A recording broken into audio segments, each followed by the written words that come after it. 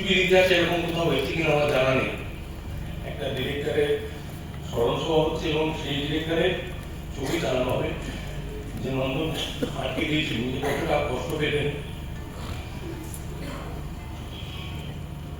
জগদত রয়েছে, এরা রয়েছে, নতুন যারা ডিরেক্টর, প্রযোজক, অভিনেতা রয়েছে, আমি যারা সরকারি আমি হাত জোর করে বলছি, কোন অজানা কারণে এটা আটকে দেওয়া হয়েছিল আপনারা প্লিজ এটা দেখবেন। আর ভবিষ্যতে কোনো শিল্পী তার সাধনাকে এইভাবে যেন আটকে না দেওয়া হয়, আমি দুর্গার কাছে বলছি, আমি রূপালীর কাছে বলছি, আমি আমাদের মুখ্যমন্ত্রীর কাছে বলছি। Sorry Anika, sorry.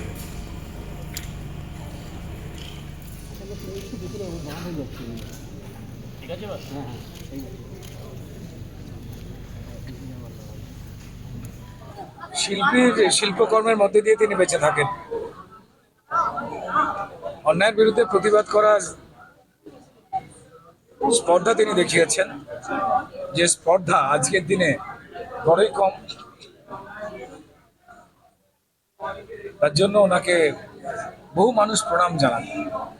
তিনি তার যে বক্তব্য ছবির মাধ্যমে তুলে ধরতেন, ছোটবেলা তার সঙ্গে কাজ করেছি, বিজ্ঞাপন থেকে শুরু করে সবটাই। আমি ধন্যবাদ প্রথমেই জানাবো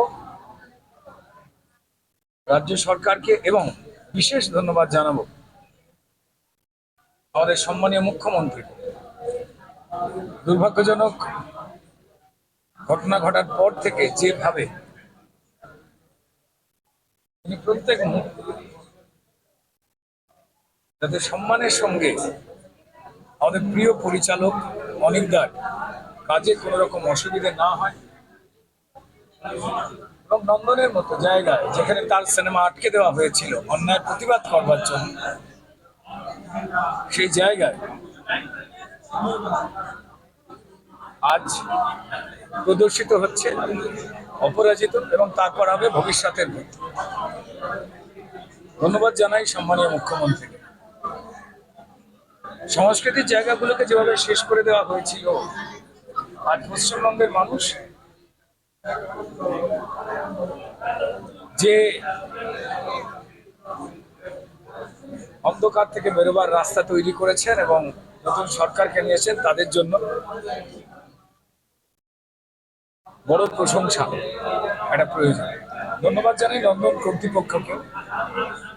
আজ নন্দনের সদর্পে এলেন দুটি সিনেমার ঝুলি কাঁধে নিয়ে অনিক দত্ত। একটা সিনেমা অপরাজিত, আর একটি সিনেমা ভবিষ্যতের ভূত। ভবিষ্যতের ভূতের এই সিনেমার প্রোটাগনিস্ট চরিত্রে আমায় উনি কাস্ট করবার কথা ভেবেছি। অনেকদের বৈশিষ্ট্য হচ্ছে নিজের মেজাজে থেকে একটু ঝগড়া করা। যদি অনেকদের সঙ্গে আমাদের কারো ঝগড়া না হতো, আমাদের মনে হতো যে দিনটা ঠিক গেল না। তার বকুনি, তার ঝগড়া, ডেট দিতে পারিনি, তার জন্য বকা খেয়েছিলাম। যাই হোক, আজ নন্দনে অনিকদা কাঁধে ঝুলি নিয়ে এসছেন, একটাতে অপরাজিত আর একটায় ভবিষ্যতের ভূত। অগণিত ফিল্ম লাভার, অগণিত বাংলা সিনেমা জগতের দিকপাল মানুষ আজ উপস্থিত হয়েছেন। প্রেক্ষাগৃহ পূর্ণ, দেখে মনেই হচ্ছে না যে 4 বছর আগের কোন সিনেমা। এটাই বড় পাওয়া। আমার মনে হয় যে হলে বসেই কোথায় অনিক দত্ত এই সিনেমা দেখছেন, আর দেখছেন তার দর্শকেরা কিভাবে সেই রস আস্বাদন করছে। বড় আবেগের দিন। অনিকদার মেয়ে ঐশী, সেও এসেছে। আবেগ ঘন একটা দিন। অনিকদার সঙ্গে যারা কাজ করেছেন, অপরাজিত পুরো টিম, তারা এসেছে, বহু মানুষ এসেছে। আবার বলবো যে ধন্যবাদ জানাই সম্মানীয় মুখ্যমন্ত্রীকে, পশ্চিমবঙ্গ সরকার, যে নন্দন যোগ্য মানুষদের জন্য। আমার দেশের কিছু নিয়ম রয়েছে, সেই নিয়মকে যদি না কেউ বিঘ্নিত করেন, যে কোনো যোগ্য মানুষের জন্য সংস্কৃতি জগতের দরজা সবসময় খোলা। আনন্দ ঘন দিন। কোথাও একটা বোধহয় সত্যের জয় হলো, ঠিক যেমন টলিপাড়াতেও সত্যের জয় হয়েছে গতকাল থেকে।